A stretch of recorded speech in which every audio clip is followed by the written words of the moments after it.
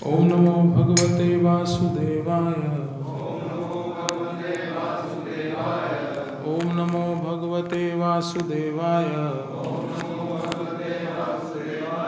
ओम नमो भगवते वासुदेवाय। नारायणं नमस्कृत्यं नरं चैव नरोत्तमं देवीं सरस्वतीं व्यासं ततो जयमुदीरयेत्। नष्टप्रायेषु भद्रेषु नित्यं भागवत सेवया भगवती उत्तम श्लोके भक्तिर्भवती नैष्ठिकी। ग्रंथराज श्रीमद्भागवतम महापुराण की जगद्गुरु श्रील प्रभुपाद की सद्गुरुदेव महाराज की जय।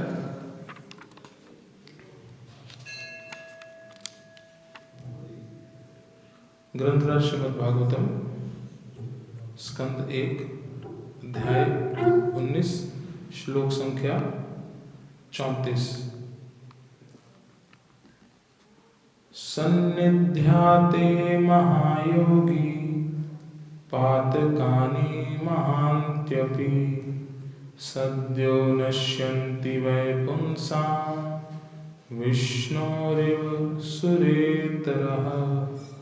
अनुवाद से विशद रहेंगे।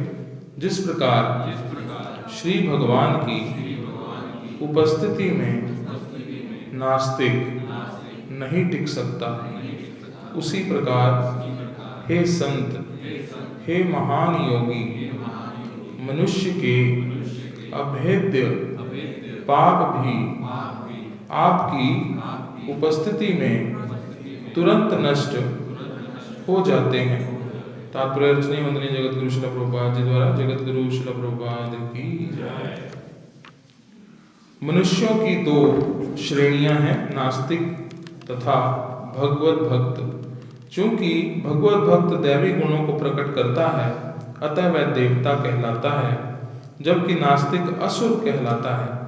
भगवान श्री विष्णु की उपस्थिति में असुर राक्षस टिक नहीं सकता। असुरगण सदा ही श्री भगवान को नष्ट करने में जुटे रहते हैं, लेकिन तथ्य ये है कि श्री भगवान जो ही अपने नाम रूप गुण लीला साज समान या विविधता के माध्यम से प्रकट होते हैं, त्यों ही असुर तत्काल नष्ट हो जाता है। कहा जाता है कि श्री भगवान के नाम का कीर्तन करते ही भूत भाग जाता है। बड़े बड़े संत तथा भक्त श्री भगवान की साज सामग्री की सूची में सम्मिलित होते हैं, और इस प्रकार ज्यों ही संत रूपी भक्त उपस्थित होता है कि भूत सदृश संपूर्ण पाप तुरंत नष्ट हो जाते हैं। ये समस्त वैदिक ग्रंथों का निर्णय है। अतः मनुष्य के लिए संत भक्तों की ही संगति करने की संस्तुति की जाती है, जिससे सांसारिक असुर तथा भूत प्रेत अपना दुष्प्रभाव न डाल सके। ओम ज्ञानतिमिरन्धस्य ज्ञानाञ्जनशलाकया चक्षुरुन्मीलितं येन तस्मै श्रीगुरुवे नमः। नमो विष्णुपादाय कृष्णपृष्ठाय भूतले श्रीमते भक्तिवेदान्त स्वामिनिति नामिने। नमस्ते सरस्वतीदेवे गौरवाणी प्रचारिणे निर्विशेष शून्यवादी पाश्चात्यदेशतारिणे। जय श्री कृष्ण चैतन्य प्रभु नित्यानंद श्री अद्वैत गदाधर श्रीवासादि गौर भक्तवृंद। हरे कृष्ण कृष्ण कृष्ण हरे हरे, हरे राम राम राम हरे कृष्णा। तो आप सबका स्वागत है आज के इस मंगल आरती कार्यक्रम एवं श्रीमद् भागवतम कक्षा में, जिसमें हम चर्चा कर रहे हैं स्कंद 1 अध्याय 19 श्लोक संख्या 34 के ऊपर चर्चा करेंगे। तो कल के श्लोक में क्या बताया गया था, कौन बताएगा? जी बताइए।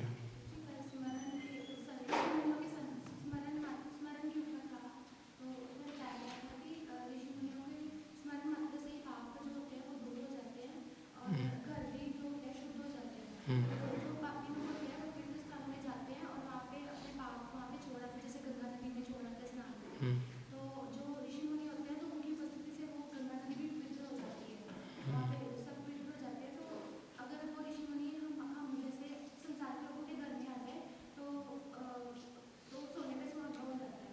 तो ये भी बताया था कि अगर कोई अगर उनको देखकर कोई सर को नहीं झुकाता तो उसे उस दिन पूरा उपवास रखना चाहिए। और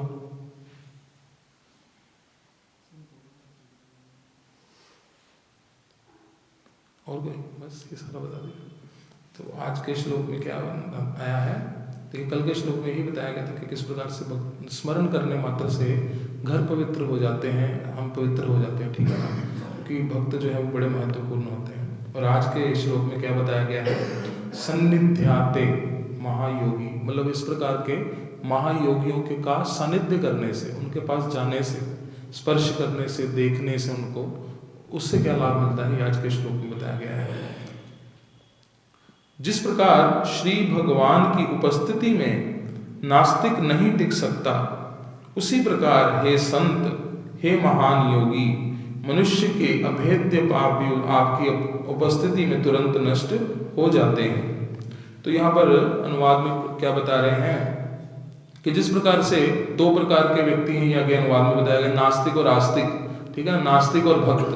तो नास्तिक जो है वो भगवान को मानते नहीं है, ठीक है ना, जिस प्रकार से सुर और असुर है, ठीक है ना, असुरों का क्या काम क्या होता है, जिसका भगवान के सुर के साथ सुर ना मिले वो असुर है, ठीक है ना, जिसका सुर ना मिले वो असुर, बाकी सब जो है सुर है।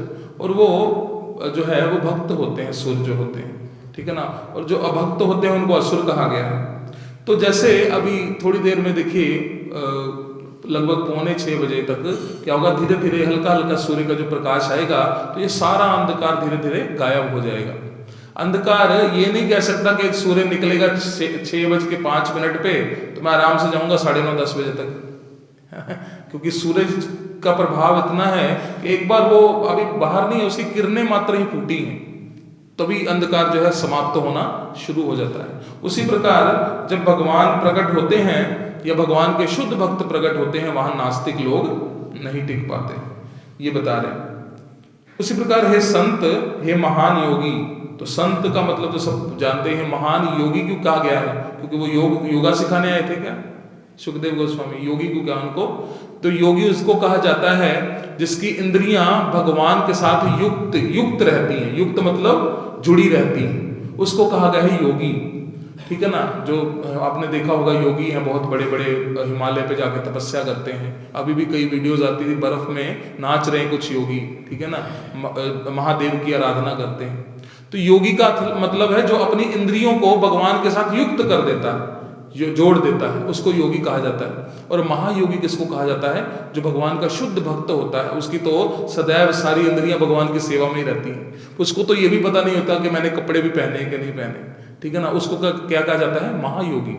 और महायोगी यहाँ पर किसको कहा गया है,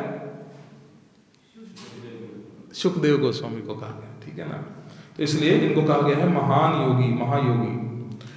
मनुष्य के अभेद्य पाप भी आपकी उपस्थिति में तुरंत नष्ट हो जाते, जो पाप इतने जो है अभेद्य होते हैं, अभेद्य मतलब कोई उनको भेद ही नहीं सकता, इतने हम कई बार पाप करते हैं, कई बार इतने बड़े बड़े पाप अपराध कर देते हैं कि उसको कोई भी नष्ट नहीं कर सकता, यहाँ तक कि गंगा नदी भी नहीं कर सकती, ठीक है ना।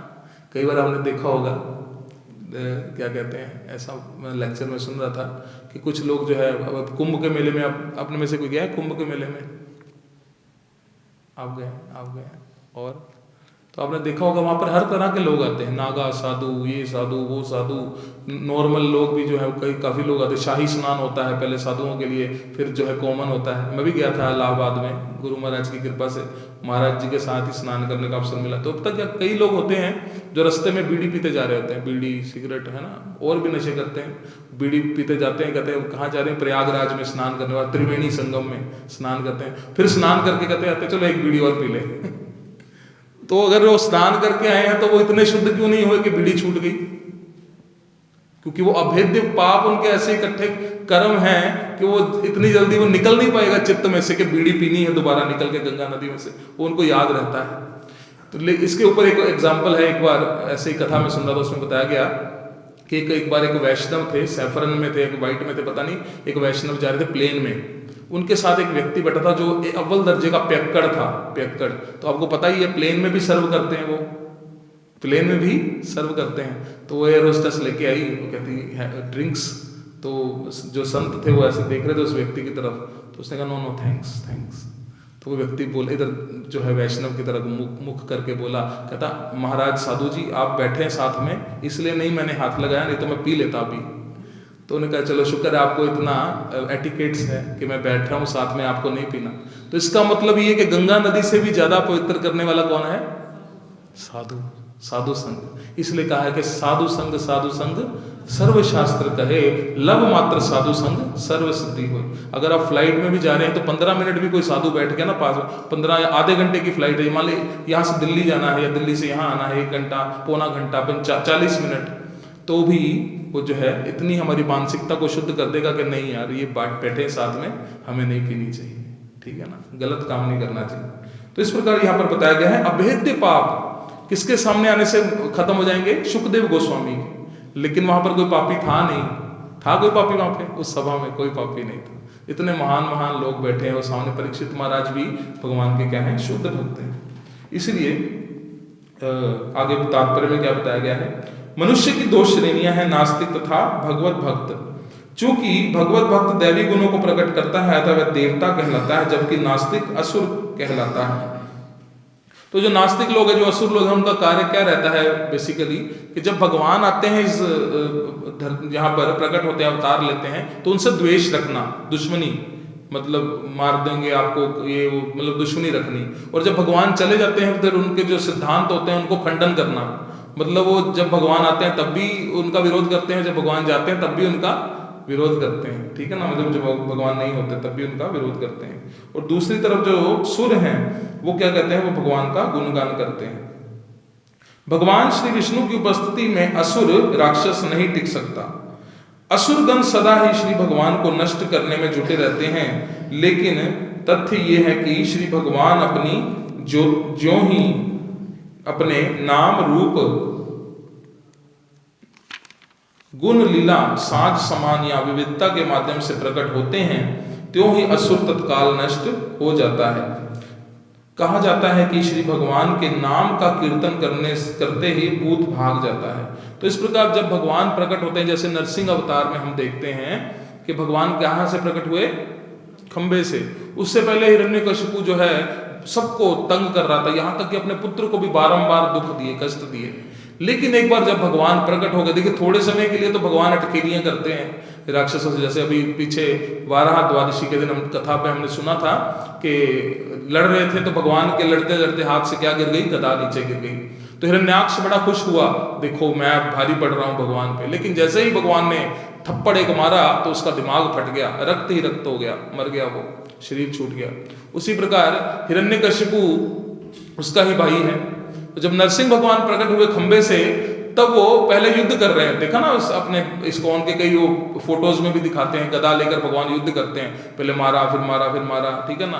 फिर बाद में जब भगवान का मूड हुआ कि नहीं अब इसको खत्म करना है, तो भगवान ने उसको तुरंत ही सारे वरदानों का पालन करते हुए, है ना, उसको अपनी जंघा पर रखा और फाड़ दिया 1 मिनट में। जैसे घास का तिनका कोई ऐसे फाड़ के 2 हिस्से कर देता है ना, उसी प्रकार भगवान ने उसको फाड़ दिया। तो ये भगवान जो है कई बार जो है मतलब अपने गुण रूप लीला इन सब चीजों की विविधता से जो है ऐसे असुरों को खत्म कर देते क्षण भर में। लेकिन भगवान जो है थोड़ा लीला भी करते हैं, क्योंकि ये जो असुर गण आते हैं ये सब जो है भगवान के ही पार्षद हैं। सुना था ना सबने कथा में, कौन है ये? जय विजय। भगवान अपने वीर रस का आनंद लेने के लिए, अपने फाइट करने का जब मूड होता है भगवान, तब इनको श्राप दिलवाते हैं। तो इस प्रकार है तो सब ये भगवान की लीला ही। तो असुर तत्काल नष्ट हो जाता है। कहा जाता है कि श्री भगवान के नाम का कीर्तन करते ही भूत भाग जाता है। तो ये भी सत्य घटना है। एक बार प्रभुपाद जी ने को भी एक बताया गया था, किसी ने कि इस घर में भूत है ना, तो प्रभुपाद जी ने वहां पर कीर्तन किया था, है ना, और वो जितनी भी वहां पर आत्माएं थी वो मुक्त हो गई थी। इस प्रकार से भगवान के नाम में इतनी शक्ति है। जैसे अभी सूरज में निकला नहीं है, केवल किरणें फूटी हैं हल्की हल्की, तो सारा अंधकार समाप्त हो जाता है। उसी प्रकार भगवान का नाम ही काफी है। क्योंकि इस कलयुग में वैसे भी भगवान ने अपने नाम में समस्त शक्तियाँ डाल रखी हैं। तो भगवान का जहाँ पर नाम लिया जाता है, जहाँ पर कीर्तन किया जाता है, वो स्थान तो वैसे ही क्या बन जाता है, वैकुंठ। लेकिन कई बार जो है कुछ लोग इसमें भी क्या कहते हैं, मतभेद करते हैं। एक बार जैसे भगवान के जो भगवान की आस्था को, जो भगवान के साम्राज्य को स्वीकार नहीं करना चाहते। एक बार ऐसे मैं सुन रहा था लेक्चर में कि एक व्यक्ति ने कहा, एक प्रभु जी से पूछा कि भगवान अगर परफेक्ट हैं तो उन्होंने ये इम्परफेक्ट जगत क्यों बनाया, है ना। भगवान अगर परफेक्ट हैं तो उन्होंने ये इम्परफेक्ट जगत क्यों बनाया।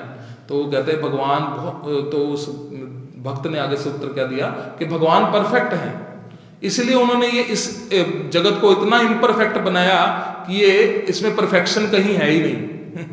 मतलब भगवान इतने परफेक्ट हैं कि उन्होंने इतनी अच्छी तरह से इसको इम्परफेक्ट बनाया कि परफेक्शन आपको कहीं मिलेगी नहीं, मिलेगी कहीं परफेक्शन, कहीं परफेक्शन नहीं मिलेगी। कोई ना कोई त्रुटि कहीं ना कहीं किसी ना किसी में जरूर रहती ही है। और अपने भगवान ने वैकुंठ धाम को इतना परफेक्ट बनाया कि आपको को वहां पर कोई इम्परफेक्शन नहीं मिलेगी। तो इसमें ये परफेक्ट व्यक्ति कर सकता है ना, एक चीज को बिल्कुल परफेक्ट बना दिया और एक चीज को इतना इम्परफेक्ट छोड़ दिया कि उसमें परफेक्शन कभी मिल ही नहीं सकती। तो ये होता है। तो इस प्रकार से बड़े बड़े संत तथा भक्त श्री भगवान की साज सामग्री की सूची में सम्मिलित होते हैं। और इस प्रकार जो ही संत रूपी भक्त उपस्थित होता है कि भूत सदृश संपूर्ण पाप तुरंत नष्ट हो जाता है। एक समस्त वैदिक ग्रंथों का निर्णय है।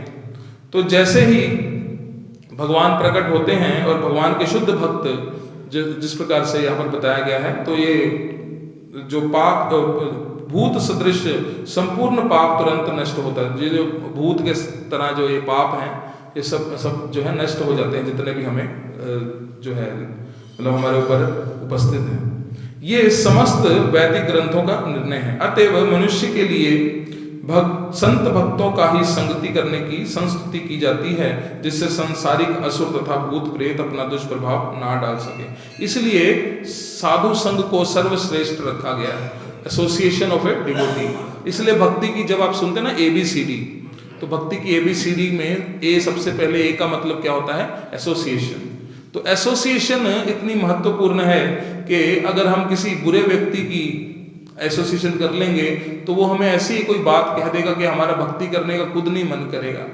इसलिए भक्तों की संगति में जो हमेशा रहता है ना, वो हमेशा, इसलिए देखिए परीक्षित महाराज ने भी वहां पर जितने लोग सब आए वो सब कौन थे, वैष्णव थे, ताकि वो उनका संग कर सके परीक्षित महाराज, और परीक्षित महाराज का संग वो लोग कर सके। असल में वो सब लोग आए थे कि हम परीक्षित महाराज का संग कर सके, क्योंकि इतना सम्राट, पूरे चक्रवर्ती सम्राट जो है सब कुछ छोड़ करके विरक्त होकर के बैठ गया। तो ऐसे संत को देखें, दर्शन करें, उनसे मिले, ये सब में जो है ये इच्छा थी सबकी। और जो परीक्षित महाराज थे उन्होंने जो सबको देखा तो वो बड़े खुश हो गए कि मेरे को इतने वैष्णवों की संगति करने को मिलेगी मेरे अंतिम जीवन के अंतिम 7 दिनों में। मतलब ये आदान प्रदान है। इसलिए हमें अपने जीवन में कभी जब वैष्णवों का संग मिले तो हमें उसको छोड़ना नहीं चाहिए।